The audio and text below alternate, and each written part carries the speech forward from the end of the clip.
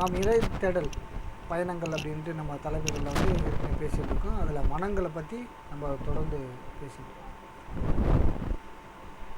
மனங்கள் வந்து திரும்ப நம்ம வலியுறுத்தி சொல்கிறது என்னென்னா, கர்மேந்திரங்கள் வழியாக செயல்படுது. கண், மூக்கு, காது, தொடு உணர்வு, சுவை, நாக்கு, இது எல்லாமே வந்து 5 உணர்வுகள் ரீதியாக மனம் உள்ளே போயிட்டு திரும்ப அது வந்து மனங்களாக நம்ம மேல் மனம் நடுமனதுக்கு சென்று ஆழ் மனதை அங்கே வந்து ஃபில்டர் ஆகுது மனங்கள். அந்த ஆழ் மனதிலே வந்து நீங்கள் செய்கிற நல்வினைகள் தீவினைகள் வந்து தக்க வச்சு அதற்கு ஏற்றாற்போல் அது அருள் மனமோ ஆனந்த மனதிற்கு செல்வதற்கு போகின்றது. ஆனால் வினை பயன் வந்து அங்கே ஆழ்மனதிலே தங்கிவிடுகின்றது. வினை பயன்கள் உங்களுடைய வினை பயன்கள் வந்து ஆழ்மனதில் தங்குறதுனால என்ன ஆகுதுன்னா, அடுத்த ஆனந்த மனதிற்கு வந்து செல்வதற்கு மனம் வந்து தயாராகவில்லை. ஆனந்த மனம் அப்படின்றது வந்து இங்கு மனம் வந்து முழுமையாக ஆழ்மனதில் வந்து நின்று விடுகின்றது. அருள் மனதிற்கு போகும்போது மனம் வந்து மனமாக அங்கு செயல்படுவதில்லை. அங்கு வந்து உணர்வாக செயல்படுகின்றது. மெய் உணர்வாக அங்கு அருள் மனதில் செயல்படுகின்றது. ஆனால் அங்கு வந்து நிரந்தரம் கிடையாது. நம்ம ஏற்கனவே சொல்லியிருக்கோம். எல்லாருக்குமே வந்து அருள் மனங்கள் வந்து கிடைக்கும். எப்படின்னா, ஆழ்மனதம் வந்து கடந்து போகணும். ஆழ்மனதில் தான் எல்லாமே நம்மளுடைய நல்வினை தீர்வைகள் என கால நேரத்துக்கு ஏற்றாப்போல் அங்கு தங்கிவிடுகின்றது. அந்த தியானம், பக்தி இது வழியாக நம்ம செல்லும் பொழுது அருள் மனதுக்கு நம் மனம் கடந்து விடுகின்றது. மனம் கடந்து போகும்போது நம்மளுடைய வாக்கு, நம்மளுடைய செயல், இது எல்லாமே வந்து அங்கே பியூரிஃபை ஆகின்றது. அதாவது என்னென்னா, அங்கே வந்து சுத்தப்பட்டுருக்கு. அங்கே அந்த வீட்டுக்குள்ளே போனாலே வந்து நீங்கள் சுத்தமாயிட்டீங்க அப்படின்னு அர்த்தம், அருள் மனம். ஆனால் மனங்கள் ரீதியாக சில நேரங்களில் உள் செல்வதும் உண்டு. மனங்கள் ரீதியாக உள் செல்வது எப்படின்னா, அந்த மனோடைய தாக்கங்களும் அருள் மனதிலும் வந்து சில பேருக்கு வந்து தேக்கங்கள் ஆகின்றது. கடந்து போகணும். இப்போ பியூரிஃபை, அதாவது என்ன சொல்கிறேன்னா, நீ முழு நிறைவோடு இந்த வாசனையிலிருந்து, அதாவது நல்வினை தீவினை வாசனைகளிலிருந்து நீங்கள் கடந்து போகும்பொழுது மட்டுமே அருள் மனம் முழு நிறை பெறும். அருள் மனதில் வந்து முழு நிறை பெற்றால் மட்டுமே ஆனந்த நிலைக்கு வந்து போகும். அது வந்து ஆனந்த மனம் அப்படின்னு சொல்கிறாங்க. ஆனந்த மனம் இது வந்து நம்ம இந்த உள்மனம் ஆனந்தமயம், அருள் மனம் ஆனந்த மனம். இங்கே அருள் மனதுக்கு உள்ளே போகும்பொழுது என்ன ஆகும்னா, இங்கே வந்து மனங்கள் வந்து தன்னுடைய சுயநினைவு இழந்து அடுத்த பரிமாணத்துக்கு வந்து சென்று விடுகிறது. ஆனால் அங்கேயும் அந்த இடங்களையும் வந்து வாசனைகள் வந்து சில நேரங்களில் வந்து தக்க வைத்து கொள்கிறது. சில பேர் வந்து நம்ம அருள் வாக்கு சொல்கிறது, சில சாமி ஆடுறது, இதெல்லாமே வந்து அருள் வந்து ஏற்படுகின்றது. இங்கு வந்து மனம் வந்து முழுநிலை பெறுவது கிடையாது. ஆனால் மடைமாற்றங்களாகி, அதெல்லாம் இங்கே கவனிக்கணும். மனம் வந்து கர்ம வாசலிருந்து விடுபடும் பொழுது அருள் மனம் அங்கு மனதோடு சேர்ந்து செயல்படுமானால் அந்த இடங்கள் திரும்ப மீண்டும் வந்து ஆழ்மனதுக்கு வந்து சென்று விடும். இங்கு ஆழ்மனதோடைய தாக்கங்கள் அதிகமாகின்றது. ஆனால் அருள் மனம் கொஞ்சம் அந்த தாக்கங்கள் ஏற்படும் பொழுது நம்மளுடைய சொல், வாக்கு இதெல்லாம் வந்து சில நேரங்களில் வந்து பலிதமாகின்றது அருள் மனதுங்களில். ஆனால் முழுமை பெறுவது கிடையாது. இப்போ சொல்கிறது எல்லாமே வந்து பலிக்கிறது வந்து சிரமம். ஆனால் பலிக்கும். எப்படின்னா, சித்தர்கள், ஞானிகள், முனிவர்கள் எல்லாமே வந்து அருள் மனதை தாண்டி கடந்து சென்றார்கள் ஆனந்தமயத்திற்கு. அருள் மனதில் தான் வந்து சித்துக்கள் செஞ்சார்கள். அருள் மனதில் தான் வந்து பலதரப்பட்ட வந்து எண்ணங்கள் செயல்படுவது, இந்த உலக ரகசியங்கள், இது எல்லாமே வந்து அருள் மனதிற்குள்ளே தான் வந்து அந்த அருள் மனதுக்குள்ளே தான் வந்து சிந்தனையாக முழு நிறைவாக செயல்படுவது அருள் மனதிற்கு தான். ஆனால் நமக்கு சில நேரங்களில் அருள் மனதுக்கு போயிட்டு திரும்ப வந்து ஆழ் மனதுக்கு உள்ளே வந்து விடுகின்றது. அதனால் நம்ம வந்து திரும்ப அந்த கர்ம வாசனைக்குள்ளே வந்து சுரண்டு கொண்டு இருக்கின்றோம். ஆனால் சித்தர்கள், ஞானிகள், முனிவர்கள் எல்லாமே வந்து அருள் மனதில் தான் வந்து பல பாடல்களும் இந்த உலக ரகசியங்களும் நம்ம இதை கடந்து செல்வதற்கான தாத்விகங்களையும் வந்து நமக்கு வந்து பாடல்கள் ரீதியாக நமக்கு வந்து சொன்னாங்க. இப்போ அந்த பாடல்களை நம்ம கேட்கும் பொழுது என்னென்னா, அங்கே வந்து சில நேரங்களில் வந்து மனதோடைய தாக்கங்கள் அதில் இருப்பதை நம்ம வந்து கவனிக்க முடியும். ஏன்னா மனம் இல்லாமல் இந்த உடல் இயங்காது, மனம் இல்லாமல் சிந்தனை செயல்படாது, மனம் இல்லாமல் கடந்த நிலைக்கு போகாது. மனம்தான் வந்து அடிப்படை. அப்போ என்னென்னா, சித்தர்களும் வந்து அந்த அருள் மனதில் வந்து தான் வந்து இந்த செய்யுள் பாடல்கள் நம்மளுடைய சிந்தனைகள் எல்லாமே வந்து அந்த அருள் மனதில் வந்து இயக்கப்படுறாங்க. சில நேரம் ஆரம்ப காலத்தோடைய அந்த எழுத்துக்கள் எல்லாமே வந்து அருள் மனதில் பார்த்தீங்கன்னு வச்சு அந்த ஆரம்ப காலத்தில் எல்லாமே வந்து கர்ம வாசனைகள் கடந்து போனால் கூட அதோடைய இந்த நிலைக்கு வந்து அது இருந்து கொண்டு இருக்கும்.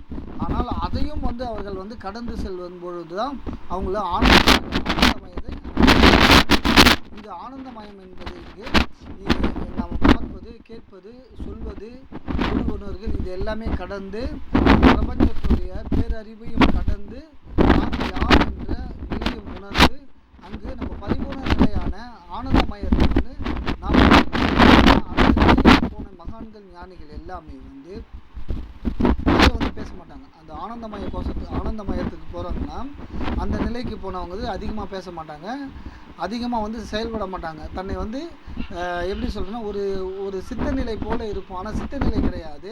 சித்தநிலை போல் அந்த நிலைக்குள்ளே இருக்கும். அவங்களுக்குள்ளே வந்து எப்படி சொல்கிறேன்னா பல லட்சம் கோடி ஒரு மனிதனுக்கு வந்து ஒரு சந்தோஷங்கள் ஏற்படும் என்றால் அது கூட மறைந்து விடும். ஆனால் அதை விட அவங்களுடைய ஆன்மா அந்த பரிபூரண நிலையை உணரும் பொழுது சொல்லில் அடங்காத ரகசியமாக்கப்படுகிறது. வந்து சொல்லவே முடியாது அந்த நிலையை. ஏன்னா அந்த நிலையை வந்து அனுபவித்தர்கள் சொல்கிறது வந்து கடினம். ஏதாவது எக்ஸாம்பிளாக சொல்லலாமே தவிர மற்றபடி அந்த நிலையை வந்து விலைக்கு சொல்ல முடியாது. ஏன்னா அவர்கள் அனுபவிப்பது ஆனந்த நிலை. அந்த நிலைக்கு போகிறது தான் மனிதர்கள் வந்து தொடர்ந்து பாடுபடுகின்றார்கள். இது மனிதர்கள் மட்டும்தான் இந்த நிலையை அடைய முடியும். அப்படி என்றால் மனிதர்களுக்குள் தான் மனங்கள் செயல்படுகின்றது. மனங்கள் தான் ஆட்டி படைத்து மனங்கள் தான் கர்ம வாசனைகள் நல்லது தீயதை வந்து சுழன்று உழன்று தன்னை அடுத்தடுத்த நிலைக்கு செல்வதற்கு மனம் வழிவகுக்கின்றது. மனம் இருப்பதனால்தான் மனிதன் ஆனந்த நிலைக்கு செல்வதற்கு அடிக்கோலாய் விளங்குகின்றது. அப்போ அந்த ஆனந்த நிலை என்பது என்னன்னா பரிபூரண நிலை. எப்படின்னா இந்த உலகத்தில் இருக்கிற வந்து எல்லா அணுக்களையும் தன்னை வந்து அதுவாகவே பாவித்து அதுவாகவே செயல்படுவதை அங்கு உணர்ந்துகின்றான். இந்த பரிபூர்ண நிலைக்கு கடைசி எஜ்ஜில் வந்து என்னென்னா முக்தி நிலை அப்படின்னு சொல்கிறாங்க. முக்தி நிலைனா அதுக்கப்புறம் வந்து திரும்ப வந்து இந்த பிறவி வந்து மனித பிறவி அவங்க வந்து எடுக்க போவதே கிடையாது. அதுதான் வந்து ஃபைனல் ஸ்டேஜஸ் சொல்கிறாங்க. அப்போ இந்த நிலைக்கு வந்து கடந்து போவதற்கு மனங்கள் நாம் வந்து எவ்வளோ சாதகங்கள் செய்ய வேண்டும். இல்லை வந்து 10ஆம் வகுப்பு பரீட்சை எழுதணும்னா எந்த அளவுக்கு நம்ம நிறைய மார்க் எடுக்கணும், எவ்வளோ ஹார்ட் ஒர்க் பண்ணணும். இல்லை அதை விட பல மடங்கு வந்து நம்ம அந்த ஆனந்த நிலையை அடைவதற்கு நிறைய ஹார்ட் ஒர்க் பண்ணணும். ஹார்ட் ஒர்க் பண்ணாமல் அந்த நிலைக்கு வந்து போகவே முடியாது. அப்போ என்னென்னா அப்போ கர்ம வாசனைகள் இருப்பவர்கள் வந்து கர்ம வாசனை வந்து கழிந்தால் மட்டுமே செல்ல முடியும். எனக்கு வந்து இன்னும் பல பிறவிகள் இருக்கின்றது அப்படின்ட்டு யாரோ சொல்கிறாங்கன்னா நீங்கள் வந்து முழு நிறை நம்பிக்கை பகவான் வந்து நமக்கு அந்த நிலையை கொடுத்துருவாருன்ற சரணாகதியான நம்பிக்கை வந்து உன்னை கண்டிப்பாக அந்த நிலைக்கு வந்து அழைச்சிட்டு போகும். அருள் மனதை கூட நம்ம வந்து விலைக்கு சொல்லலாம். ஆனால் ஆனந்த மனதை வந்து நம்ம வந்து விலைக்கு சொல்லவே முடியாது. அது நல்லா கவனிங்க. அது பரிபூரண நிலை. அதை தான் வந்து சித்தர் பாடல்களை சொல்ல முடியுது. தூங்காமல் சுகத்தை அனுபவிக்கும் எக்காலம் அப்படின்னு சொல்கிறாரு. நீ அந்த இடங்களில் வந்து எப்படின்னா ஒரு மீடியாஸ் மாதிரி இருக்கும். அப்படி என்னென்னா ஒரு விதமான பிரம்ம நிலை. அது வந்து சராசரி மனுஷன் தன்னை வந்து ட்ரீம் நேஷன் அந்த கற்பனைக்கு உள்ளே இருக்கிறாங்களா அது கிடையாது. இந்த உலகம் எல்லாமே காட்சி பொருளாய் தெரியும். ஆனால் இந்த உலகத்துக்குள் இருக்கிற செயல்பாடுகள் இந்த மனங்கள் வந்து இயக்கப்படாது. மனம் ஒரு இடத்துல வந்து ஒடுங்கிடுது. இந்த உடலை இயக்கிறது அந்த ஆன்மா வந்து நம்ம உள்ளே இருக்கிற அந்த ஆன்மா பரிபூரண நிலை அடைந்து இந்த உடலை இயக்காமல் அந்த நிலையிலுடைய சிந்தனையாக செயல்பட்டு கொண்டிருக்கும். அப்போ என்னென்னா இந்த உடல் அந்த நிலைக்கு போனவங்க வந்து சாப்பிடாமல் இருப்பாங்க. சாப்பிடாம பல வருஷங்கள் கூட அது இருக்குது வாய்ப்புகள் உண்டு. ஏன்னா இந்த உடல் வந்து வேண்டாம் அப்படின்ட்டு அந்த நிலைக்கு போனவங்க இந்த இயற்கை என்ன பண்ணுன்னா இந்த உடலை வந்து உதாரணத்துக்கு என்னென்னா நம்ம சாப்பிட்றதுனால தான் நம்ம வந்து உயிர் வாழ்கிறது வந்து தவறு. சாப்பிட்றது எனர்ஜியஸ் அது மட்டும் இல்லாமல் காற்று சுவாசிக்கிறது. சாப்பிட்றதுனால உயிர் வாழ்றதுல இந்த உடம்பு காற்று சுவாசிக்கிறோம். இயற்கை நம்ம வந்து இந்த பஞ்சபூதங்கள் வந்து சப்போர்ட் பண்ணுது. இந்த உடம்புல இருக்கிற பஞ்சபூதங்கள் அந்த பஞ்சபூதங்களும் வந்து அதாவது என்னென்னா ஒரு தொடர்பு ஏற்படுத்தி கொண்டிருக்குது. ஏன்னா அண்டத்தில் உள்ளது பிண்டத்தில் உள்ளது அந்த தொடர்பு இருக்குது. அப்போ இந்த உடம்பை வந்து அந்த ஆனந்த நிலையில் வந்து இந்த உடம்பை வந்து பெருசாக பெருசாக எடுத்துக்க மாட்டாங்க. ஏன்னா இது வந்து கர்ம வாசனைக்குரிய உடல்நிலைகள் சொல்கிறது. ஆணவம் கர்ம மாய் என்ற கர்ம வாசனை. இப்போ கர்ம வாசனைகள் கடந்து போவதற்கு தான் மனிதர்கள் வந்து கடந்து முன்னிலைக்கு வந்து போகின்றார்கள். ஸோ என்னென்னா ஆணவ ஒவ்வொரு மனிதனும் தியானம் வந்து நம்ம தியானம் செஞ்சுட்டா அடுத்த நிலைக்கு போகலாம், அடுத்த நிலைக்கு வந்து போக முடியாது. தியானம் என்பது கண்களுக்கு நான் ஏற்கனவே சொன்ன மாதிரி தியானம் வந்து கண்களை வந்து மனனம் செய்வது தியானங்கள் கிடையாது. நல்லா செய்யுங்க. இது வந்து அந்த 7வது படிக்கட்டுகளாக வந்து குறிப்பிட்டு சொல்கிறது. ஏம நியமம், ஜபம், தாரணை, தியானம், சமாதி இந்த 8 படிக்கட்டுகளையும் ஒரு மனிதன் வந்து கடக்க வேண்டும் என்று பதஞ்சலி முனிவர் வந்து சொல்கிறாங்க. இதை வந்து நம்ம அனுபவித்து நாம வந்து இல்லை, அவங்க எல்லாருமே நம்ம முன்னாடி உள்ளவங்க வந்து சொல்லி முடிச்சுட்டாங்க. நம்ம அவங்க சொல்கிறத புரிஞ்சுக்கிறதுக்கே பல காலங்கள் ஆயிடுது. அதை எடுத்து சொல்கிறதுக்கும் பல புத்திமான்கள், பல ஞானிகள், பல முனிவர்கள் வந்தால் கூட நாம் வந்து அதை புரிஞ்சிக்கக்கூடிய அந்த ஆற்றல்கள் உள்ளுக்குள் செயல்படுவது கிடையாது. ஏனென்றால் நீங்கள் செய்யும்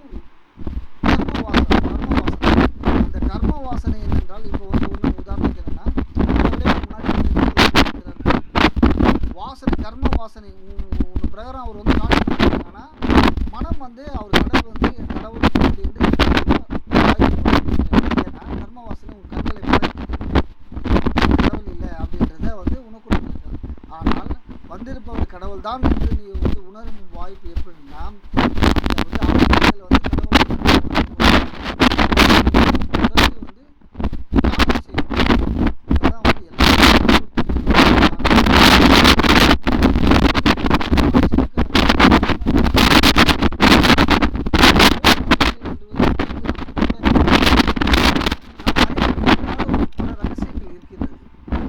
சில நேரங்களில் வந்து இதெல்லாம் மூட நம்பிக்கைகள் நம்ம சொல்கிறோம்.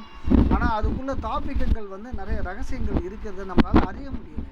ஏன்னா இங்கே வந்து நம்ம முப்பரிமாணங்களாக இருப்பதனால அடுத்த பரிமாணத்துக்குள்ளே நம்ம ரகசியத்தை நம்மளால் தெரிந்து கொள்ள முடியும். ஏன்னா கடவுள் மல்டி டைமென்ஷன் சொல்லலாம், பல பரிமாணங்கள் கடந்தவர் அவர். அப்போ நம்ம முக்குணங்கள் இப்போ வந்து அறிவியலாளர்கள் என்ன சொல்கிறாங்கன்னா 4th டைமென்ஷன் காலநிலைகள் அப்படின்னு காலநிலைகளை தான் வந்து 4th டைமென்ஷன் சொல்கிறாங்க. இது வந்து 3 டைமென்ஷன் சொல்கிறாங்க. அப்போது 4th டைமென்ஷன் காலநிலைகள்னு இப்போ வந்து மூணு படிக்கட்டுகள் மட்டுமே நம்ம கடந்து வந்து அறிவியலாளர்கள் சொல்கிறது பல படிக்கட்டுகள், அதாவது பல டைமென்ஷன் இருக்குது அப்படின்னு சொல்கிறாங்க. பல பரிமாணங்கள் இருக்குது அப்படின்னு அறிவியலாளர்களே வந்து ஒத்துக்கிறாங்க. ஆனால் அதை கடந்து போவதற்கும் செல்வதற்கும் நம்மளுடைய அறிவு வந்து ஒத்துழைக்காது அப்படின்னு வந்து அறிவியலாளர்கள் சொல்கிறாங்க. ஆனால் வந்து நாம் அறிவு ரீதியாக செயல்படும் பொழுது பரிமாணங்கள் கடக்க முடியாது. அது உண்மைதான். ஏன்னா அறிவு வந்து ஒரு குறிப்பிட்ட எல்லை வரை நின்றுவிடும்.